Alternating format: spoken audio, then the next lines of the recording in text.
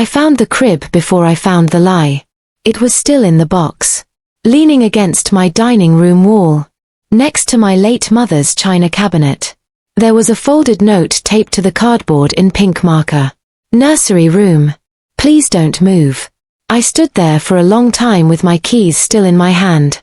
The house was quiet. Too quiet for a Saturday. Then I noticed my office door was open. I never leave that door open. Inside, the shelves were half empty. My printer was gone.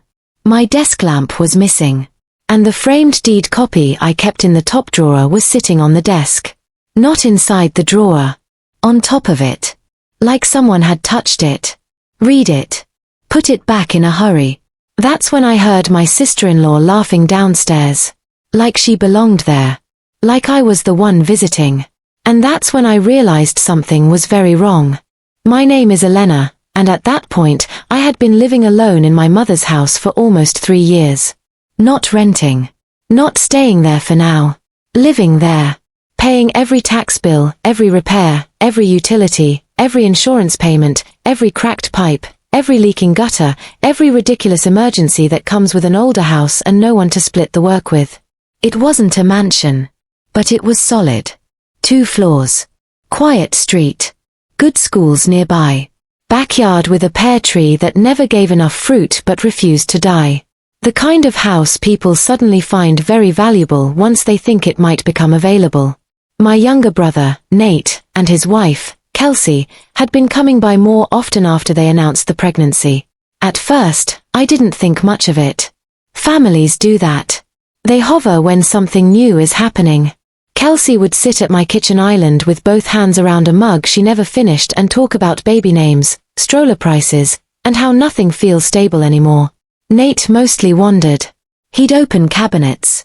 Check the basement. Ask if I'd ever thought about updating the upstairs. At first, it passed as harmless. Then it got specific. One Tuesday night, Kelsey stood in my guest room doorway and said, almost casually, "This would actually be perfect for a nursery." I smiled because I thought she was joking. She didn't smile back. A few days later, Nate asked if I really needed my upstairs office since I worked mostly from my laptop. The week after that, Kelsey brought over curtain samples. Not for my living room. For the guest room. She spread them across my couch like we were discussing something already decided. I kept waiting for one of them to say, "Sorry, we're being weird." They never did. The strange part wasn't what they said. It was how comfortable they were saying it. Like they'd had the conversation already. Just not with me. I started noticing smaller things too. My brother suddenly asking detailed questions about my bills. Whether the mortgage had ever been refinanced. Whether the house had gone fully through probate. That one landed harder than the others. Because I had never mentioned probate to him. Not once. And when I looked at him, he looked away too quickly. Kelsey was worse. She had that soft, sympathetic tone some people use when they're being rude and want credit for sounding gentle. She started saying things like, "You've had all this space for so long." Or, "Families have to make room for each other." Or my personal favorite, said while opening my linen closet without asking, "A baby changes priorities for everyone." For everyone. That phrase sat in my chest for days. Then came Sunday dinner. The moment I stopped telling myself I was imagining it. We were eating takeout at my dining table. Nate was talking about daycare costs. Kelsey was rubbing her stomach like she was auditioning for sainthood. Then she set her fork down and said it. Clear. Casual. Direct. "We need the space for the baby." No build-up. No smile. Just a statement. I remember blinking once and asking, "What space?" She looked around my house. Like I was being difficult. The upstairs, obviously. Nate didn't correct her. Didn't laugh. Didn't even look embarrassed. He just said, "It makes more sense, if we're being honest." I looked at both of them. Really looked. And I realized this wasn't wishful thinking anymore. This was a plan. One I had somehow been added to last. So I asked the only question that mattered. "Who told you this house was up for discussion?" Kelsey leaned back in her chair, folded her napkin, and gave me a small smile. The kind people where when they think they've already won. No one's trying to fight with you, she said. You're overreacting. Maybe. But overreacting people don't usually find boxed furniture in their dining rooms. Or nursery notes taped to cardboard. Or their deed drawer disturbed. That night, I didn't argue. I didn't threaten. I didn't even ask again. Because for the first time, I understood something important. If they were this confident, then they weren't guessing. They believed they had something. Something on paper. Something legal. Or something close enough to fake. So I stopped reacting. And I started watching. I changed nothing the next morning. That was important. I went to work. Answered emails. Paid a plumbing invoice. Watered the plant by the kitchen window that was somehow still alive after years of neglect. I didn't mention the crib. I didn't text Nate. I didn't call Kelsey and ask what she thought she was doing. I wanted to see what happened when they believed I was still behind them. By Wednesday, I had my answer. I came home early because a meeting was cancelled. I wasn't supposed to be back until 6. I pulled into the driveway a little after 3 and saw Nate's truck already there. I stayed in my car for a full minute. Then I used the side entrance instead of the front. The mudroom opens near the laundry hall. From there, you can hear the kitchen if people are talking loudly enough. They were. Kelsey first. She's dragging this out because she likes control. Then Nate. She can't drag out what isn't really hers. I stopped moving. There are moments when your body understands something before your mind wants to. That was one of them. I took my phone out and started recording. Not because I planned it. Because my hands needed something to do. Kelsey laughed softly. Your mom always said Elena was sentimental. That's why she never should have handled the paperwork alone. Paperwork. Nate lowered his voice, but not enough. The old copy still has both names from before Dad died. If Martin fixes the transfer date on the scanned file, it'll be enough to pressure her. She won't want court. I didn't move. Didn't breathe right. Just listened. Martin was my brother's friend from college. He did contract admin for a construction company and acted like basic PDF editing made him a legal strategist. Kelsey said, and once the baby's here, no judge is throwing out a family with a newborn. Especially if she looks unstable. Then Nate again. Flat. Practical. Like he was discussing a broken appliance. She lives alone. Works from home. Barely goes anywhere. It's not hard to make that sound bad. That was enough. But I stayed.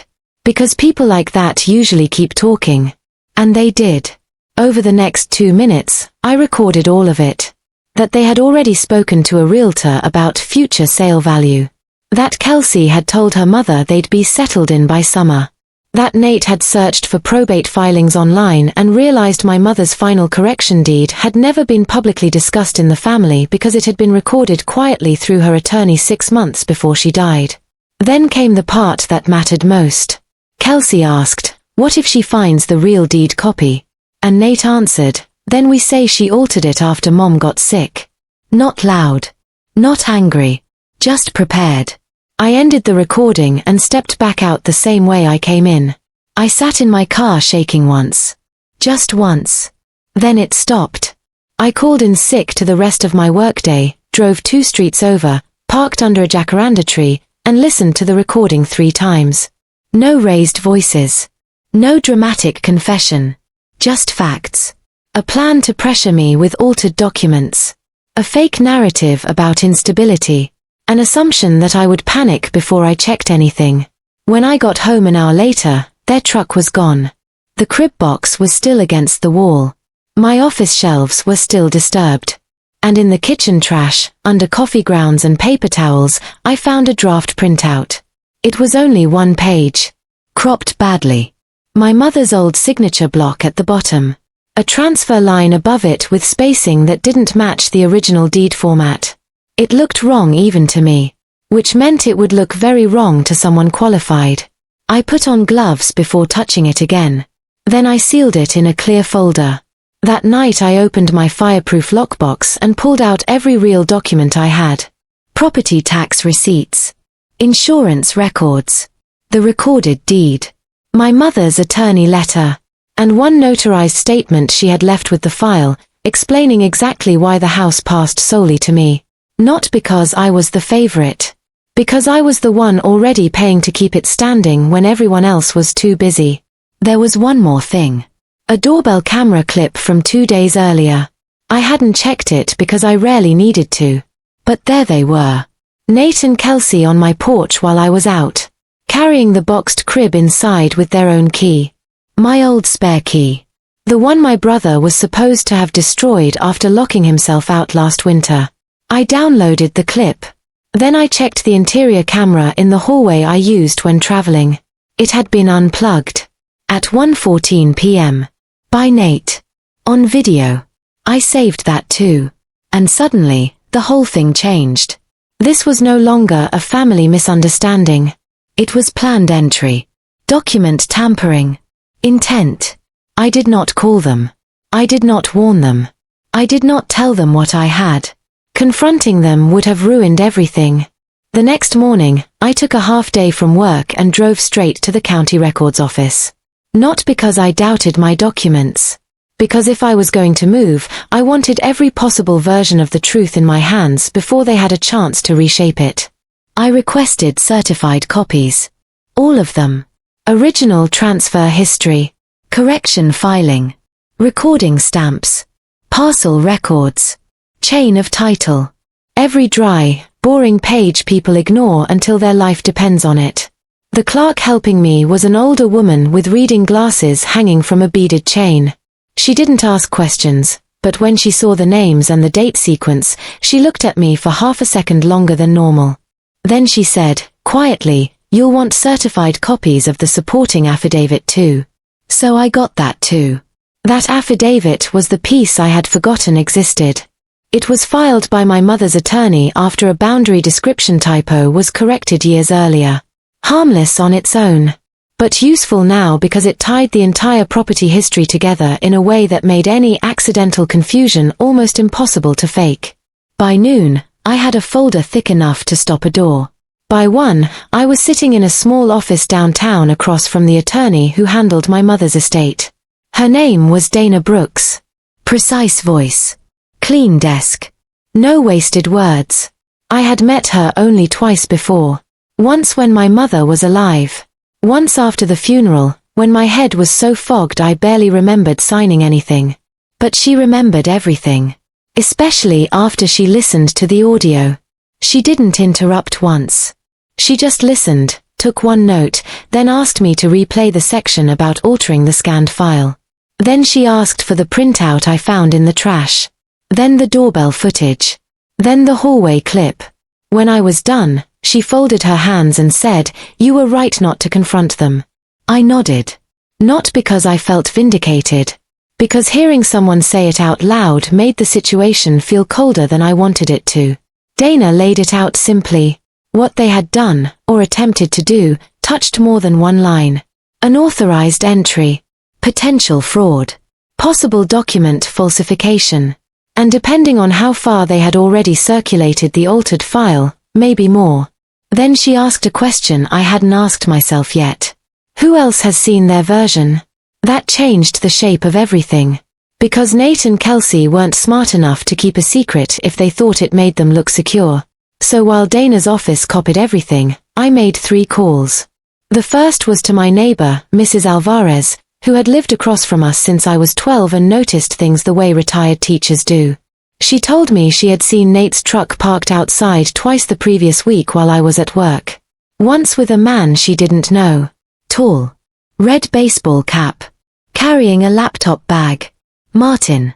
The second call was to my insurance agent, because if someone had entered my house using an old key without permission, I wanted that documented too. The third was to the locksmith. By 5 that evening, every exterior lock was changed. Garage keypad reset. Side gate reprogrammed. Old access dead. I didn't tell Nate. I wanted him to find out the hard way.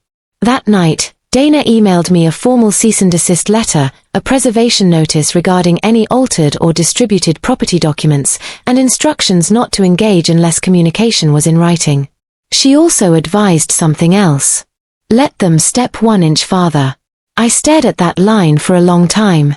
Then I understood. Because people like Nate and Kelsey only retreat when reality embarrasses them. Until then, they improvise. So I gave them room. On Friday afternoon, Kelsey texted me. Hey, smiley face, can we stop by tomorrow and talk logistics for upstairs? We really need to settle things before the baby shower month gets crazy. I read it once and didn't respond for 20 minutes. Then I wrote back. Sure. Come by at noon. No anger. No questions. No warning.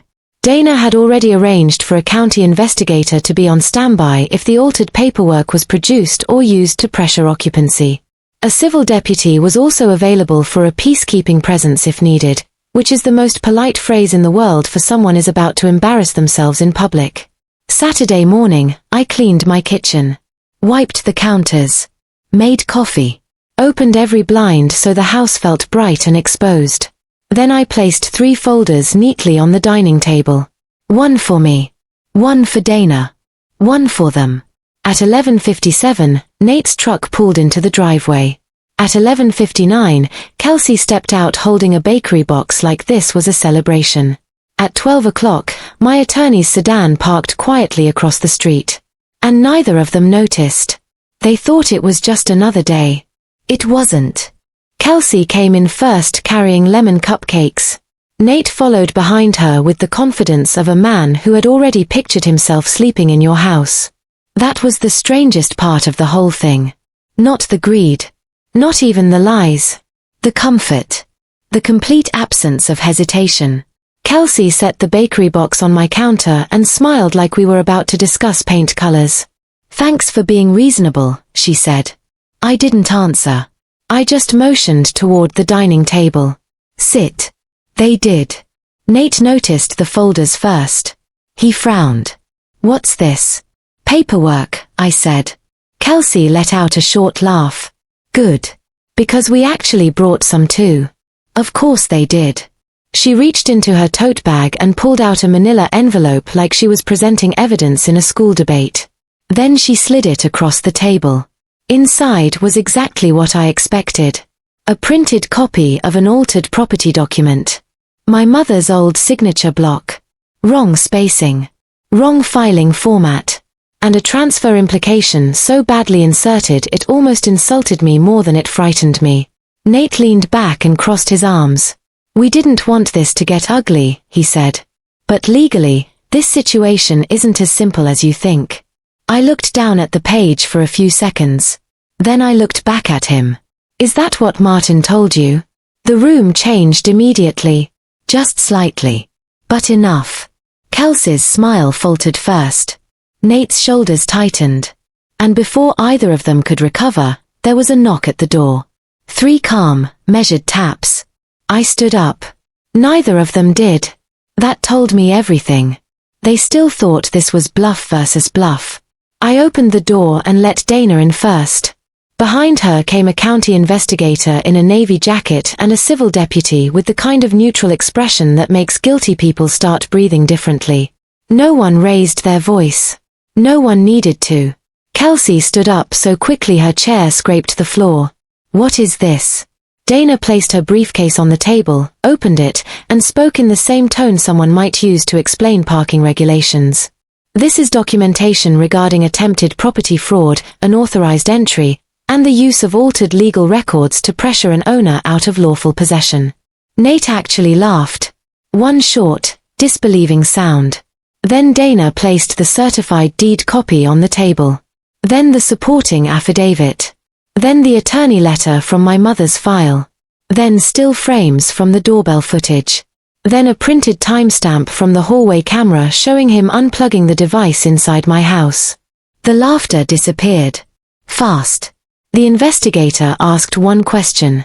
Did either of you enter this property on Tuesday the 18th using a retained key without the owner's active permission? Neither answered. Then he asked another. Did either of you present or intend to present this altered document as leverage regarding occupancy or ownership rights? Still nothing. Kelsey looked at Nate. Nate looked at the papers. Then, finally, Kelsey did what people like her always do when control slips. She tried to make it emotional. "This is insane," she said, voice shaking now. "I'm pregnant." The deputy didn't move. Dana didn't blink. And I just said, "That doesn't make this your house." Silence. Heavy. Clean. Final. The investigator collected the altered document from their envelope using gloves. He also requested Martin's full name and contact information.